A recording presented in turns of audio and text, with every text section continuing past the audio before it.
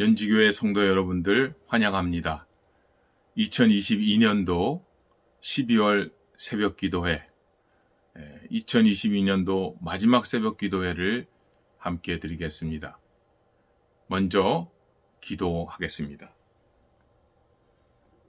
주님의 오심을 대망하는 대림절 첫째 주간 12월 첫째 주 새벽기도회를 맞습니다. 하나님이 기뻐하신 사람들 중에 평화를 주시기 위해 주님께서 이 땅에 오심을 찬양합니다. 죄의 종로를 타고 세상의 악한 세력에 억눌려 살던 삶에서 우리를 해방시키시고 자유를 주시고 평화를 위하여 예수님께서 이 땅에 오셨고 우리와 함께 하시고 우리를 위하여 죽으시고 우리를 위하여 다시 살아나심을 믿음으로 고백하며 함께 기도합니다. 대림절 기간 동안만이라도 우리 자신에게서 눈을 돌려 하나님께 집중하며 왕으로 오시는 주님을 소망하며 기다리는 우리 모두가 되게 하옵소서. 예수님의 이름으로 기도합니다. 아멘. 찬송가 104장 곧 오소서 임마누엘 함께 찬양하겠습니다.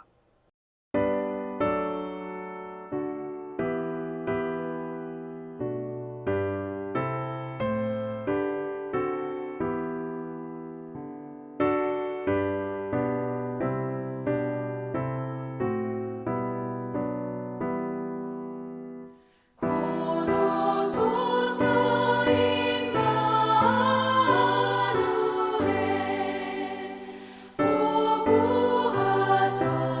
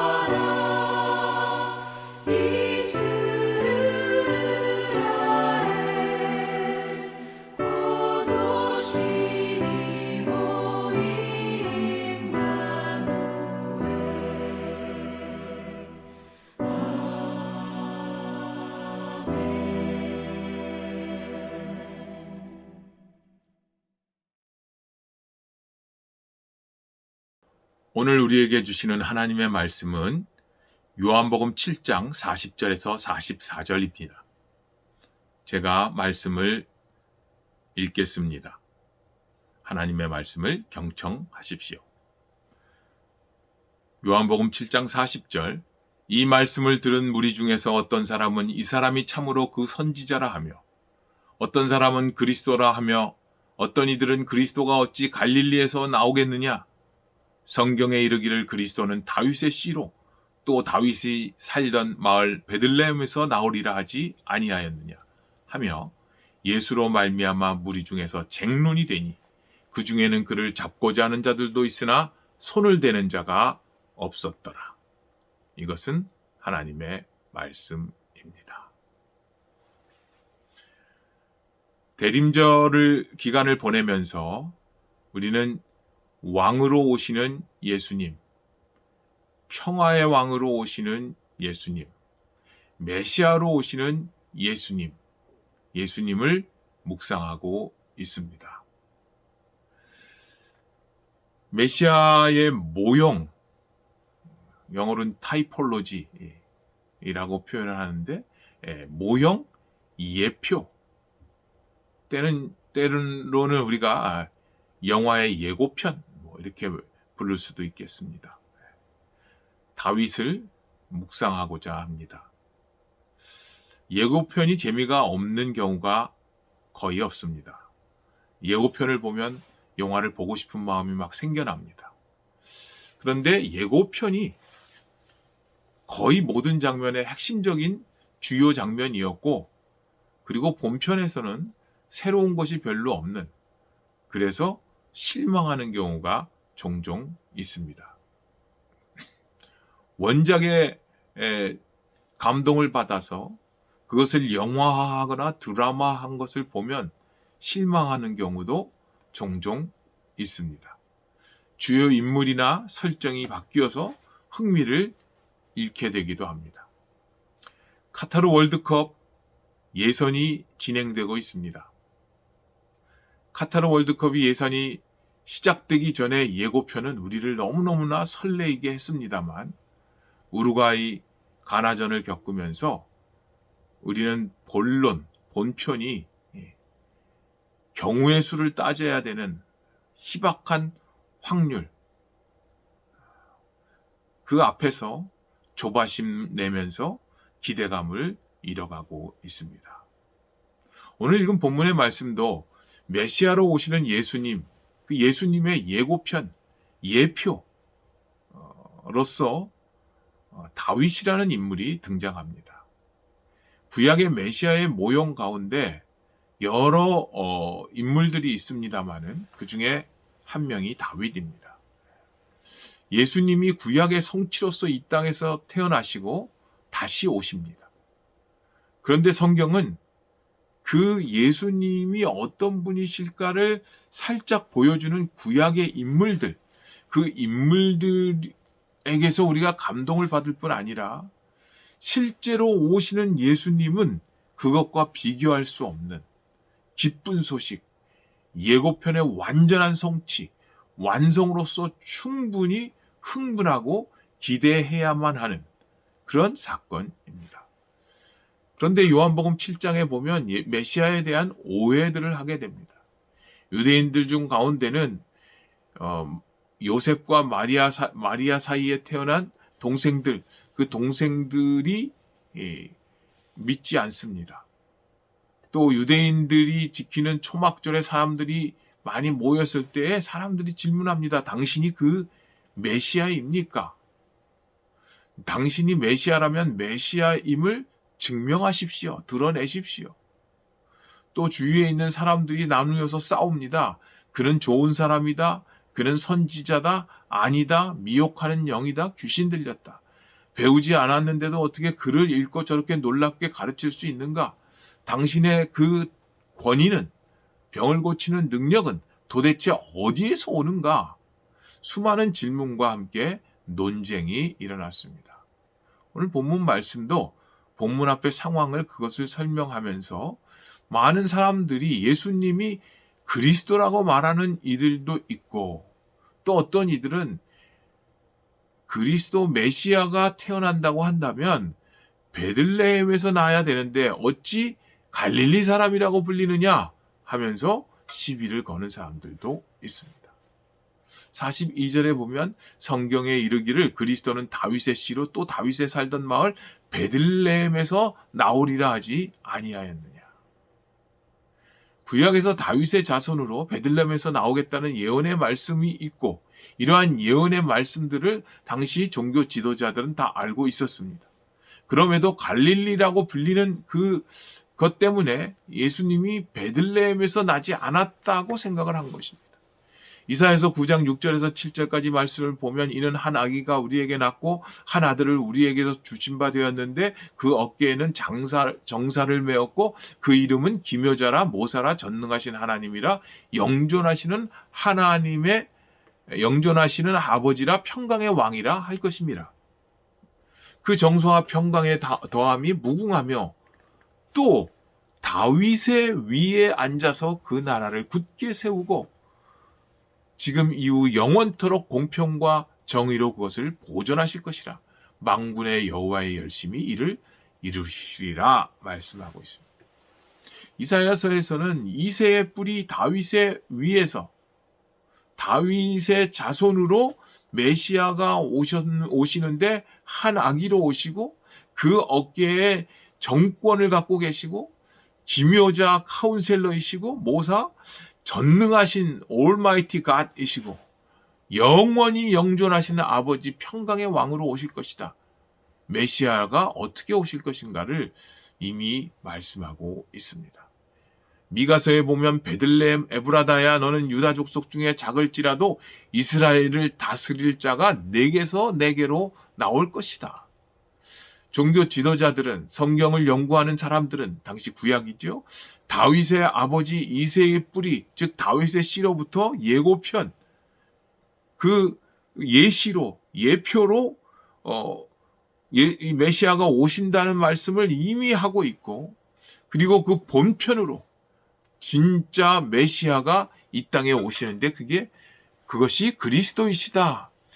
이 유대인들이 기대하고 고대하던 바로 그 메시아가 그리스도라고 오늘 본문 말씀은 말씀하고 있습니다. 이 예수님에 관해서 가장 잘 보여주는 모형 가운데 그 예표 가운데 대표적 인물이 다윗이고 이 대표적 인물 다윗을 가르쳐서 예수님도 친히 자신을 다윗의 자손이다 라고 말씀을 다윗의 후손이다라고 말씀하고 있고 그리스도란 뜻은 다윗의 그 후손이라는 의미를 같이 담고 있습니다. 구약에서의 메시아의 뜻은 기름 부음 받은 자입니다. 기름 부음 받은 자 본래 왕을 뜻합니다. 선지자가 왕이 될 사람에게 올리브 기름을 부은 것에서 따라온 용어입니다. 이런 기름 부음을 받은 대표적 인물 중에 하나가 다윗이고 그 다윗의 통치 이후에 예수님 탄생까지 약 1000여 년을 이스라엘은 메시아를 기다려 왔습니다. 유대인들은 수많은 강국들에게 나라를 빼앗기고 종살이하고 흩어지고 포로로 잡혀가고 페르시아, 그리스, 로마의 압제 가운데 메시아 대망 다윗과 같은 왕이 나타나서 의와 평강의 하나님의 나라, 하나님께서 다스리는 주권의 나라를 꿈꾸며 기대하였습니다. 그렇다면 다윗이 그리스도, 예수님의 예고편으로 보여주는 것은 무엇입니까? 율이 방황하던 그들에게 안전하게 머물 장소, 땅과 그리고 그들이 하나님 앞에 마음껏 예배드릴 수 있는 성전과 그들이 머무를 수 있는 집을 짓게 하고 하나님의 다스리심을 다윗과 그 자손을 통해서 이루실 것인데 훗날 마지막에는 영원한 왕권, 흔들리지 않는 견고한 주권으로 하나님께서 항상 함께 하실 것을 약속하셨고 그렇기 때문에 메시아로 오시는 예수님을 통해서 그들은 평화와 그리고 회복을 기대하고 초대교회는 메시아로 오시는 예수님을 다윗의 자손이라 고백하면서 영원한 왕권을 가지신 분으로 증거하고 있습니다.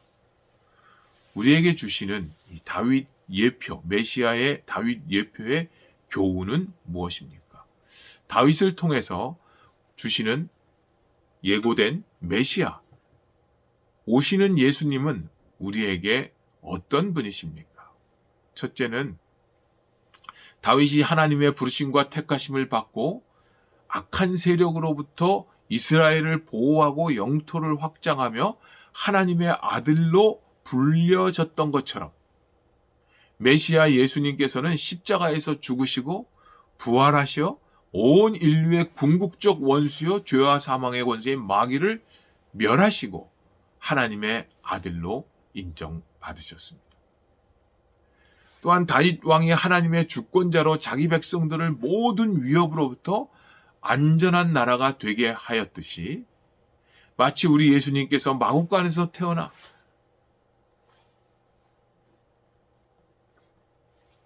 십자가 고난과 죽음을 이기시고 부활하시어 참 승리자가 되시고 우리를 하나님의 자녀로 삼으시고 죄와 어둠의 권세에서 해방시켜 영원한 하나님의 나라가 되게 하셨습니다.